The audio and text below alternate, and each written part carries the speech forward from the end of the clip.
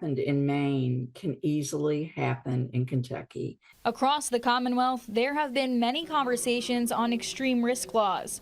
Over the past 2 years, gun violence prevention advocacy groups have pushed this type of legislation, specifically through the CAR Act. It is similar to Maine's yellow flag law. It directly addresses mental health and it protects against impulsive acts.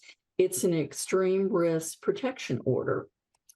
It allows loved ones to go to law enforcement, to intervene in mental health crisis, to temporarily remove with due process firearms or keep the person in crisis from purchasing firearms. When it comes to the governor race, both candidates have different views on the topic. Governor Andy Beshear and AG Daniel Cameron both weighed in on red flag laws at the WLKY debate last week. The second thing we ought to do is something that red states like Florida and blue states have all done, and that's pass a red flag law.